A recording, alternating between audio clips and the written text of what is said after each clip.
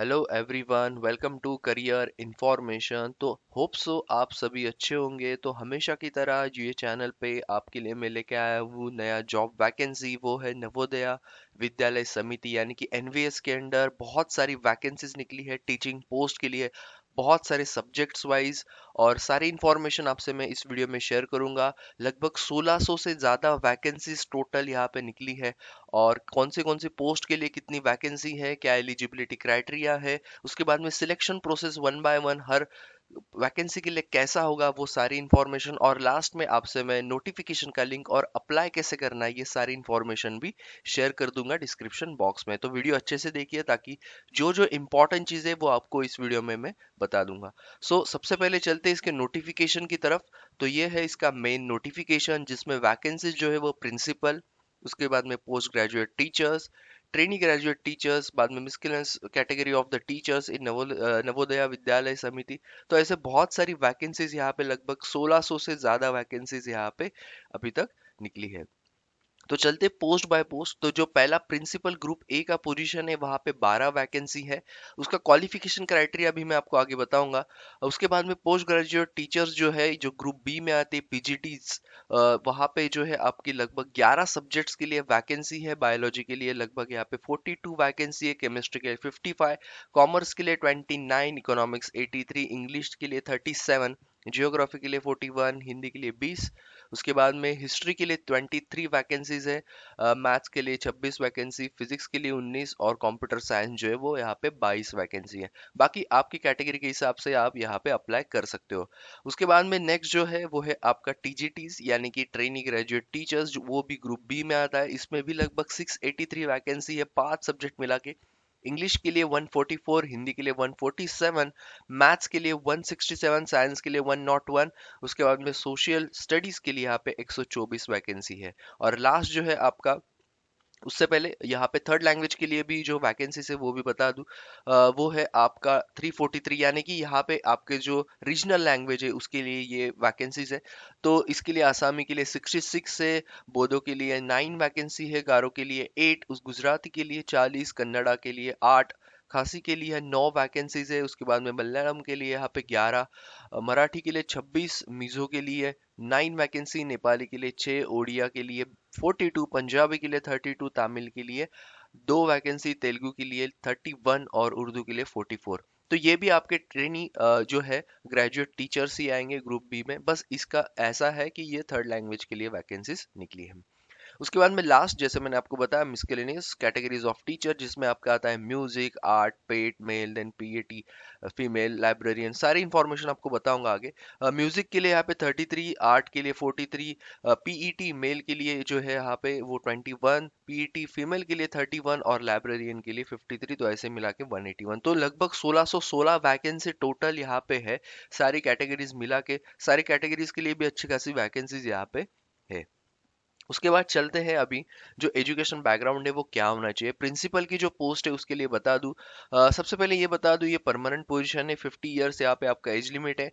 Essential qualification की बात करेंगे तो ये प्रिंसिपल का पोस्ट है, तो आपको master degree from recognised university 50% in aggregate और बीएड और इक्विवेलेंट टीचिंग डिग्री आपके पास होना चाहिए।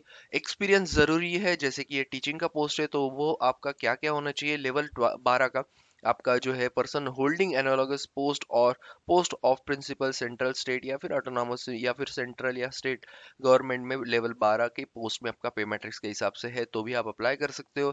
या फिर आप vice principal, assistant education officer कहीं सेंट्रल या स्टेट या फिर ऑटोनॉमस बॉडी में हो, और आप लेवल 10 यानी कि आपका पे मैट्रिक्स के हिसाब से आप काम कर रहे हो, having 7 years of combined service as PGT and vice principal, in which minimum 2 years as a vice principal. या फिर आपका पीजीटी और लेक्चर इन सेंट्रल या ऑटोनॉमस गवर्नमेंट बॉडीज में with at least 8 years regular service जो लेवल 8 के हिसाब से।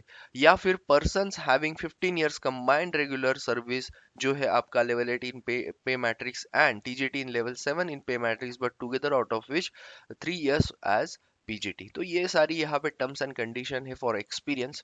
उसके बाद में नेक्स्ट जो है आपका desirable, so at least 3 years experience as a house master of full residential school. उसके बाद में experience of working in the fully residential CBSE affiliated या फिर गवर्नमेंट रिकॉग्नाइज्ड स्कूल। ये सारी चीजें डिजायरेबल है, ऐसा नहीं कि आपको वो जरूरी है। लेकिन प्रोफिशिएंसी इन इंग्लिश या फिर हिंदी या फिर आपका जो रीजनल लैंग्वेज होगा उसमें, वर्किंग नॉलेज ऑफ कंप्यूटर्स आपको होना चाहिए। ये था आपका प्रिंसिपल का। उसके बाद में जैसे कि प्रिंसिपल के लिए एक्सपीरियंस जरूरी है। फॉर पोस्ट ग्रेजुएट टीचर्स यहाँ पे जो वैकेंसी है ऑलरेडी मैंने सब्जेक्ट के हिसाब से बता दिया, ये है उसके पोस्ट कोड याद रखना अप्लाई करते टाइम। पे स्केल जो आपका लेवल 8 का है ये भी परमानेंट है, 40 साल तक आप इसमें अगर आपका एज है तो आप अप्लाई कर सकते हो। बाकी बेसिक चीजें मैं आपको यहाँ पे बता दूं क्या क्या आपको जरूरी है। तो चलते essential qualification, so 2 years integrated post graduate course from Regional College of Education of NCERT or any other NCTE recognized university in concern with the subject at least 50% marks in aggregate। अभी यहाँ पे जो है वो सारे subjects को लागू होगा जो भी यहाँ पे है, कुछ कुछ छोड़ के, क्योंकि उसको आगे बताऊंगा मैं, जैसे कंप्यूटर साइंस है वगैरह उसका क्वालिफिकेशन क्या होना चाहिए। Yes, आपका B.Ed degree in not is not required for the candidates who have undergone the 4 years integrated degree course of the Regional College of Education of NCERT or others. So simply यहाँ पे आपका B.Ed नहीं होगा तो भी चलेगा अगर आपका ये कोर्स हुआ है। और master degree from recognised university with at least 50% marks in aggregate in the following subject. तो जैसे मैंने आपको बताया आपका मास्टर डिग्री 50% के साथ अगर इंग्लिश में हुआ है तो आप पीजीटी इंग्लिश के लिए अप्लाई करो, पीजीटी हिंदी के लिए हिंदी, तो ऐसे ही सारे सब्जेक्ट्स के लिए आप यहाँ पे अप्लाई कर सकते हो टिल बायोलॉजी। ओके, आपका उस सब्जेक्ट में मास्टर डिग्री होना चाहिए, तो बायोलॉजी तक यहाँ पे मैंने बता दिया आपको। उसके बाद में जो नेक्स्ट पोस्ट जो है, जैसे मैंने कंप्यूटर साइंस का बताया कि आपको आगे बताऊंगा, सो वो है आपका इसेंशियल क्वालिफिकेशन जो है बी और B Tech from recognised university of का 50%, यानी कि टेक्निकल कोई कैंडिडेट है तो वो भी अप्लाई कर सकते हैं। परमानेंट पोजीशन है, बहुत अच्छी है कि एनवीएस का पोस्ट है। या फिर आपका B B Tech and post graduate diploma in computer science वो भी चलेगा, एमएससी भी चलेगा, एमसीए फ्रॉम रिकॉग्नाइज वो भी चलेगा, बीएससी या बीसीए या फिर पोस्ट ग्रेजुएट डिग्री वो भी चलेगा। उसके बाद आपका अगर यहाँ पे post graduate diploma in computer science या फिर आईटी या फिर post graduate degree in any subject, तो अभी आप अप्लाई कर सकते हो। उसके बाद में आपके पास अगर NIELT का अगर है बी लेवल या C level, then also you can apply here. यहाँ पे जो है आपका proficiency in teaching in Hindi और या फिर इंग्लिश में आपका होना चाहिए। डिजायरेबल बी एड डिग्री है, डिजायरेबल है तो जरूरी नहीं। उसके बाद में नेक्स्ट जो आता है आपका ये हो गया पीजीटी का, तो मोस्टली कहाँ पे भी एक्सपीरियंस यहाँ पे नहीं मांगा है तो आप अप्लाई कर सकते हो। बाद में आता है आपका टीजीटी, जिसमें यहाँ पे जो है आपके टोटल 5 सब्जेक्ट जो बताए थे और थर्ड लैंग्वेज के बाकी बहुत सारे सब्जेक्ट्स थे। तो ये जो आता है आपका लेवल 7 पे मैट्रिक्स के हिसाब से 35 एज आपका जरूरी है। उसके बाद में आपका अगेन 4 ईयर एक्सपीरियंस जो मैंने आपको, not experience, integrated degree course of जो आपको बताया एनसीईआरटी या फिर आपका एनसीटी रिकॉग्नाइज्ड इंस्टीट्यूशन में 50% हुआ है तो आप अप्लाई कर सकते हो, या फिर bachelors honours degree in 50% concern subject जो भी यहाँ पे दिए हुए हैं उसमें हुआ है individually and also in aggregate, candidates should have requisite subjects of at least 2 years in 3 years of degree, या फिर bachelor degree from recognised university 50% with the concern subject, the candidate should study the requisite subject all 3 years of a degree. तो ये सारी यहाँ पे और में conditions है, तो आपका जो भी एलिजिबल आप हो वो इस हिसाब से आप अप्लाई कर सकते हो। ओके उसके बाद में पोस्ट वाइज अगर इलेक्टिव सब्जेक्ट की बात करेंगे लैंग्वेज एंड कॉम्बिनेशन, तो TGT Hindi, Hindi as a subject in all 3 years, या फिर टीजीटी इंग्लिश है तो English as a subject in all 3 years, तो ये जरूरी है for Hindi and English. Okay, for Hindi and English. उसके बाद में नेक्स्ट जो आता है आपका मैथ्स, मैथ्स के लिए आपको क्या जरूरी है, bachelor degree in maths along with the physics and any one of the following subject, जैसे कि आपका आता है chemistry, computer science, statistics, electronics वो भी चलेगा। In case of search universities which provide only 2 subjects out of the 6 mentioned above in final year of graduation, the candidates have studied maths and physics in the final year of examination, 3 subjects, that is why आपका होगा maths, physics, chemistry, फिर उसमें आपका एक तो electronics, computer science, statistics in the first and second year of the graduation. तो ये है आपका एलिजिबिलिटी। या फिर candidates who have pass BSc degree with the honours in math subject would be considered eligible only if they have studied physics and chemistry or आपका electronics, computer science, statistics, any of the 2 years of the course. Candidates with जो BSc honour है in physics और chemistry are not eligible, तो specifically यहाँ पे बता दिया है, तो आप टीजीटी मैथ्स के लिए तब अगर आपका ये होगा तो आप एलिजिबल नहीं हो। साइंस की बात करेंगे, उसमें आता है आपका botany, zoology and chemistry. The candidates should have studied botany, zoology, chemistry during all the 3 years of their study in graduation, ये जरूरी है। In case of such university which provide only two subjects in the final year of graduation, the candidate should have studied any of two subjects out of botany, zoology या फिर chemistry in the final year of examination, all the three subjects जैसे कि आपका botany, zoology और chemistry in the first and second year of graduation. In case आपका again यहाँ पे honors degree in above mentioned subject है, the candidate must have studied other two subjects in any of the 2 years of course, तो ये जरूरी है, essential है। Social studies की बात करेंगे टीजीटी, तो यहाँ पे आपका क्या क्या चीज जरूरी है। So the candidate should have study any of the two subjects of the following, तो हिस्ट्री विथ आपका जियोग्राफी या फिर इकोनॉमिक्स या फिर पॉलिटिकल साइंस, या फिर इसके ऑप्शन में आपका जियोग्राफी विथ हिस्ट्री, या फिर आप क्या उसके साथ अगर हिस्ट्री नहीं होगा तो इकोनॉमिक्स या फिर पॉलिटिकल साइंस, तो वो भी चलेगा। अ, उसके बाद में नेक्स्ट जो है हिस्ट्री और geography as above have been seen all the 3 years, definitely in case of honors degree in the in the candidates there should be have studied the geography, economics, political science in any of the 2 years. Similarly, in case of the honors degree in geography, the candidate should have history, economics, political science in any of the 2 years of the course. So ये सारी चीजें हैं जो यहाँ पे और में दी है, वो चीज ध्यान से रखना अप्लाई करते टाइम, आप एलिजिबल हो या नहीं ये पता चलेगा। उसके बाद में थर्ड लैंग्वेज की बात करेंगे, तो बहुत सारी यहाँ पे थर्ड लैंग्वेज का ऑलरेडी बता दिया है मैंने। ओके, उसके वैकेंसीज भी पहले बता दी, ध्यान रखना ये पोस्ट कोड है, ये वैकेंसीज नहीं, वैकेंसीज ऑलरेडी मैंने आपको वहाँ पे बता दिए ऊपर। यहाँ पे क्या क्या जरूरी है, concern regional language as a subject or relative subject in all the 3 years of the degree course, ये जरूरी है। अब यहाँ पे इंपॉर्टेंट नोट में जो लिखा है वो बहुत जरूरी है, जैसे कि the condition of at least 50% aggregate in degree course to be construct as having at least 50% marks in entire degree course. Okay, उसके बाद में the condition of at least 50% in consent subject to be construct as having at least 50% aggregate each of the subject essential for the post and all TGTs. So यही सारी चीजें for all TGTs pass the central TGT, यानी कि आपका जो है TET, not TGT sorry, so आपका जो होता है सीटीईटी, यानी कि central teacher eligibility test conducted by the CBSE in accordance with the guidelines frame by the NCT, और या उसके बाद में B Ed degree competence to teach through English and Hindi language, तो ये है आपका पूरा क्वालिफिकेशन। बात करेंगे डिजायरेबल का, याद रखना कंप्यूटर आपको नॉलेज होना चाहिए, ये सारी चीजें। मिसकेलेनियस जो टीचर्स की वैकेंसी, यानी कि music, art, PET, male and female and librarian, level 7 का ही रहेगा, 35 आपका एज लिमिट। म्यूजिक के लिए जो है आपका 5 years study in music institution recognise by the concern state और इक्विवेलेंट टू द ग्रेजुएट और पोस्ट ग्रेजुएट डिग्री, तो म्यूजिक का जिनका करियर है उनके लिए बहुत अच्छी अपॉर्चुनिटी, मोस्टली जिनका वहाँ पे स्टडी हुआ है, bachelor degree in music from recognise, वो भी चलेगा। Higher secondary, senior secondary with any of the following subject, तो उसमें अगर आपके संगीत से रिलेटेड सब्जेक्ट थे तो आप अप्लाई कर सकते हो।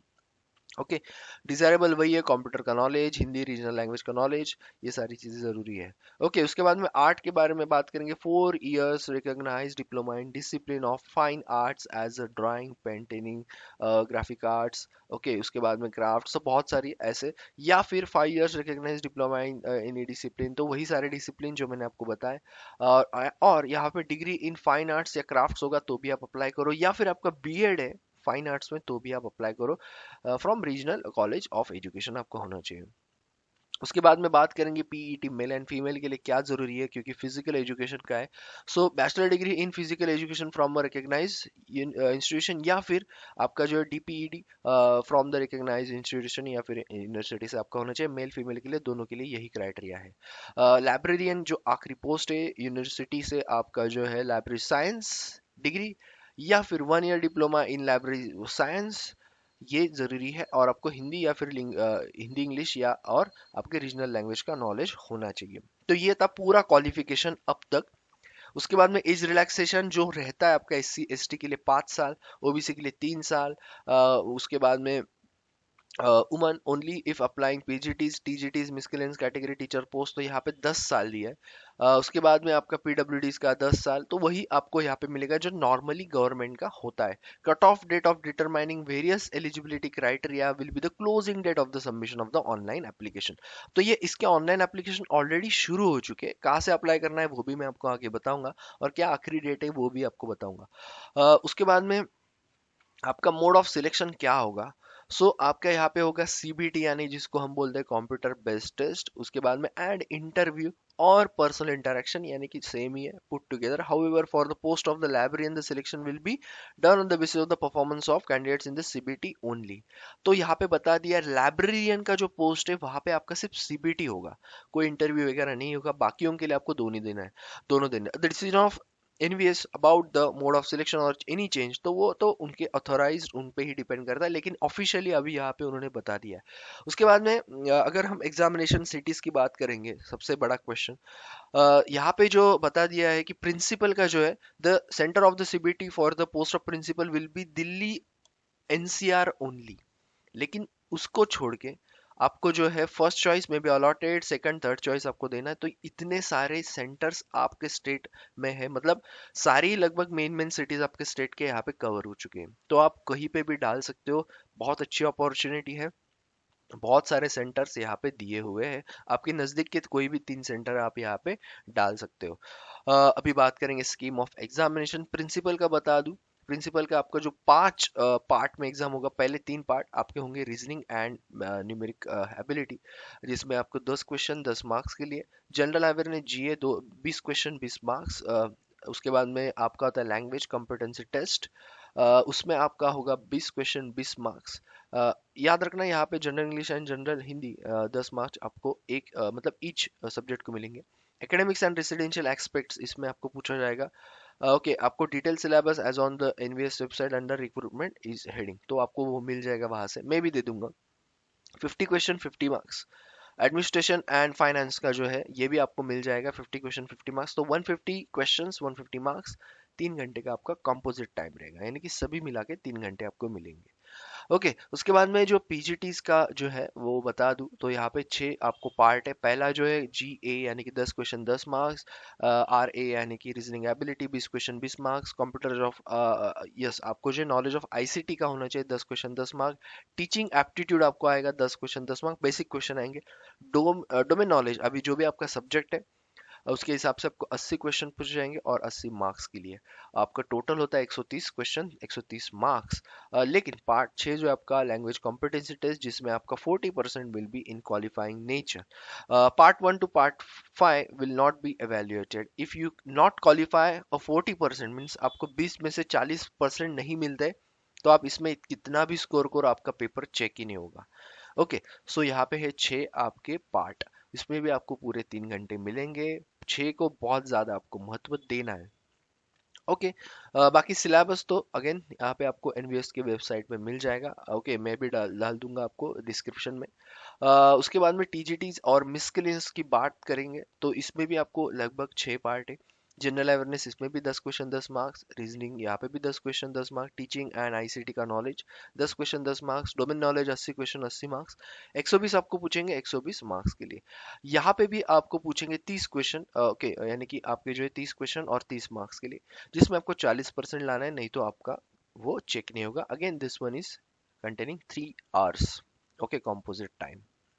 Students in Jawahar Navodaya Vidyalaya are taught through the medium of following mother tongue regional language up to 8। तो आपके सारे यहाँ पे थर्ड लैंग्वेज दिए हुए हैं। ओके, उसके बाद में अभी है आपको hence every candidate has to opt one language out of the जो है 19 लैंग्वेज है। Okay, however the standard of English and Hindi for those who are opting one of the two language as regional language or mother tongue also will be higher than standard as general English and general Hindi. Admit card आपको online मिलेंगे, जो CBT या personal interview या फिर आपके document verification का जो भी आपको आएगा वो सब कुछ ऑनलाइन होगा। अभी बात करते हैं अप्लाई कैसे करना है। यहाँ से आपको अप्लाई करना है, यहाँ पे जो दिया है डायरेक्ट रिक्रूटमेंट ड्राइव, यहाँ से आपको अप्लाई करना है। और जब आप इस पे क्लिक करोगे तो आपको ये सारे डिटेल्स यहाँ पे पूछे जाएंगे, एप्लीकेशन फॉर्म, तो आपको सारी डिटेल्स अच्छे से फिलअप करना है। एक काम करूंगा मैं, आपको ये लिंक ही प्रोवाइड कर दूंगा ताकि आप यहीं से फॉर्म फिलअप कर सकते हो। और या फिर आपने ऑलरेडी रजिस्ट्रेशन किया तो आप यहाँ से लॉगिन भी कर सकते हो। ओके, तो मैं लिंक प्रोवाइड कर दूंगा आपको और आप वहाँ से फॉर्म फिलअप कर सकते हो। इसमें आपको सारे डिटेल्स आपके डालने हैं, पोस्ट डिटेल, कौन से पोस्ट को आप अप्लाई कर रहे हो, प्रिंसिपल या कौन से पीजीटी। ओके, तो ये सारी चीज़ें आपको डालनी है, आपके educational professional qualification and all that, और आपको सेव करना है नीचे। ओके, तो ये है आपकी जो है ऑनलाइन एप्लीकेशन का लिंक। ओके, और आपको फीस वगैरह क्या लगेगी क्या नहीं, याद रखना ईमेल आईडी और आपका पर्सनल फ़ोन नंबर ज़रूरी है वैलिड होना, क्योंकि उस पर आपका कॉन्टैक्ट आएगा। प्रिंसिपल के लिए 2000 फीस, पीजीटीज के लिए 1800 एंड टीजीटीज एंड मिसकेलेनियस पोस्ट के लिए 1500 आपको यहाँ पे करने हैं। ऑनलाइन ही पेमेंट करना है, ध्यान रखना, ऑनलाइन ही एप्लीकेशन भरना है। ओके, तो ये है आपकी फीस। एंड अगेन कुछ चीज़ें बता दूं, कैंडिडेट्स आर रिक्वायर्ड, वो तो मैंने आपको बता दिया। Required to have a valid person, वो भी मैंने आपको बता दिया। ओके, तो yes, once the fee is deposited आपको वापस नहीं मिलेगा, ये बात बहुत ज़रूरी है। उसके बाद में आपका जो है पीजीटी टीजीटी मिसcellaneous category, candidate shall apply only in one subject or post, ये था क्योंकि बहुत से बच्चे जो है वो पूछ रहे थे। सो आपको वन सब्जेक्ट और पोस्ट को अप्लाई करना है। ओके, 22 तारीख लास्ट आपका यहाँ पे डेट रहेगा। ओके, एंड बाकी सीबीटी का डेट वगैरह आपको इंटीमेट किया जाएगा, डायरेक्टली आपको मेल भी आ सकता है या चैनल पे भी डाल दूंगा, आपको सब्सक्राइब करना है चैनल को सिंपली। उसके बाद में there will be negative marking 1/4 यानी कि 0.25 आपकी यहाँ पे नेगेटिव मार्किंग रहेगा। वैकेंसी में इंक्रीज में डिक्रीज, पेपर जो है आपका हिंदी एंड इंग्लिश में रहेगा, बाकी रीजनल लैंग्वेज हो गए तो उसमें भी आपका उस हिसाब से पेपर यहाँ पे रहेगा। ओके, सीबीटी आपको क्वालिफाई करना है और मैंने बता दिया है कि कौन से आपको पहले क्वालिफाई करना है, तभी आपका पेपर चेक होगा। कोई भी टीए आपको नहीं मिलेगा रिटर्न और सीबीटी। ओके, उसके बाद में आपका जो है TA as per rule will be paid SC ST PH candidates, अगर आपको इंटरव्यू या फिर आपको वेरिफिकेशन के लिए बुलाते हैं तो। ओके, प्रिंसिपल की पोस्ट छोड़ के तो आपको मिलेगा, अदरवाइज किसी को भी यहाँ पे नहीं मिलेगा। तो ये है सारी important details regarding the online application. Fees याद रखना कितनी है। Okay. Yes, the application printout will also have to submit during document verification at the time of interviews. Document verification along with the self attested copies आपके सारे document के, तो ये बहुत ज़रूरी है। जब भी आप फॉर्म फिलअप करोगे उसको सेव करके रखना या फिर उसका प्रिंट निकाल के ही रखो, ताकि आपको वो फॉर्म आपको सबमिट करना है जब आपका सिलेक्शन फाइनली, मतलब आपको जब बुलाया जाएगा डॉक्यूमेंट वेरिफिकेशन या फिर इंटरव्यू के लिए, आपको वो ज़रूरी है, वरना आपका कैंडिडेचर जो है वो कैंसिल होने के चांसेस होते हैं। ओके, उसके बाद में नेक्स्ट जो है आपका टीए का तो मैंने आपको बता दिया, सिलेक्शन प्रोसीजर का भी बता दिया, बाकी ये सारे डॉक्यूमेंट्स है। मेरे ख्याल से जो जो इम्पोर्टेंट चीज़ें थी मैंने आपको सारी यहाँ पे कवर अप कर दी है। जो जो एलिजिबल है यहाँ पे आप जल्दी जल्दी अप्लाई करो। फीस के बारे में भी मैंने ऑलरेडी आपको बता दिया है कि क्या क्या आपको कैसा कैसा पे करना है। फॉर्म भी मैंने आपको यहाँ पे बता दिया है कि कैसे आपको फिलअप करना है, कहाँ से आपको फिलअप करना है। ओके, 1/4 याद रखना, आपको जो 1/4 है वो आपका है negative marking. Okay, candidates may apply for more than one post if he or she is eligible desire to do so. In such case, candidates have to pay. मतलब आपको अगर वन सब्जेक्ट या पोस्ट आपको जो number of apply करना है, या अगर आपको पीजीटी टीजीटी ऐसा करना है तो आपको जो है फीस उसके हिसाब से सबकी ही भरनी पड़ेगी। ओके, इसमें कोई आपको ये नहीं मिलेगा और आपको पूरी फीस वहाँ पे भरनी है। ओके, और एक चीज़, no fees for the S C S T P H candidates. Okay, कोई भी फीस आपको नहीं है यहाँ पे। तो ये है इसका लिंक, ये है नोटिफिकेशन का लिंक। बाकी चैनल को सब्सक्राइब करो, बहुत सारे ऐसे वीडियो जॉब अलर्ट्स आपको हर दिन दिखेंगे। सब्सक्राइब शेयर लाइक ज़्यादा से ज़्यादा करना, बाकी भी जाके देखना, जॉब अलर्ट्स ऑलरेडी बहुत सारे शेयर है। आप एलिजिबल हो तो अप्लाई करो, गवर्नमेंट बहुत सारे वैकेंसीज या प्राइवेट में निकलती रहती है। और टेक्निकल नॉन टेक्निकल या फिर आपके प्राइवेट गवर्नमेंट सेक्टर सारे वैकेंसीज आपको ये चैनल पे हमेशा मिलते रहेंगे। कोई क्वेरी है तो पूछ सकते हो, आपको तुरंत उसका जवाब मिल जाएगा। ओके, बाकी सिलेबस वगैरह भी मैं आपको दे दूंगा, डिस्क्रिप्शन में डाल दूंगा, ताकि आपको कोई दिक्कत ना आए। So thank you all the best and stay tune, subscribe, like, share and bell icon को हिट करना मत भूलना।